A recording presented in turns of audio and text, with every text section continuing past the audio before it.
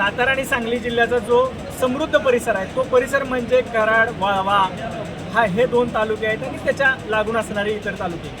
या तालुक्याचं सगळं अर्थकारण जे चालतं ते कृष्णा सहकारी साखर कारखान्याच्या जीवावर चालतं. या ठिकाणी ऊस उत्पादक शेतकरी खूप चांगले आहेत. या ठिकाणचे शेतकरी सगळे प्रयोगशील आहेत. म्हणजे एकरी टनेचे अनेक विक्रम आहेत ते ह्या भागाच्या नावावर आहेत. साहजिकच एक अर्थकारण या कारखान्याच्या अवतीभोवती फिरत असल्यामुळं या कारखान्यामध्ये इथल्या प्रत्येक शेतकऱ्याचा आणि इथल्या लोकांचा जो आहे तो इंटरेस्ट जास्त आहे. या ठिकाणची सत्ता कुणाकडे पाहिजे, सत्ता कुणाकडे नको याबाबतचं निर्णय हा सभासद घेत असतात. मी गेली 6-7 निवडणुका ह्याचा अभ्यास करतो. मी 7वी-8वीत असताना सुद्धा मी सायकलवरून या कारखान्याच्या सभा ऐकायला जायचो. त्या काळात अशी परिस्थिती होती की म्हणजे मला जसं कळते असं भोसले गट आणि मोहिते गट, यशवंतराव मोहिते यांचं गट असं समोरासमोर असायचा.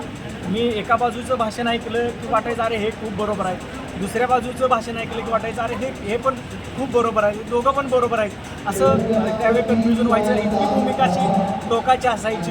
आत्ता गेल्या इलेक्शनही खूप असं रंजक असं झालेलं. 3 पॅनल होती, पहिल्यांदाच अशा प्रकारे 3 पॅनल पडलेली. त्याच्या अगोदरच्या इलेक्शनला मोहिते भोसले मनोमिलन झालं आणि तरीसुद्धा मनोमिलन होऊन सुद्धा तिसरी जे पार्टीचा उदय झाला तो म्हणजे अविनाश मोहिते गट.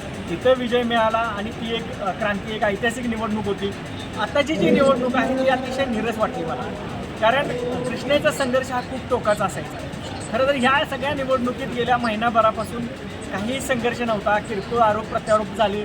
प्रचाराची खूप मोठी अशी यंत्रणा खूप मोठी अशी उभी केलेली एका गटाकडून, मात्र दुसऱ्या गटाकडून काही हे झालं नाही.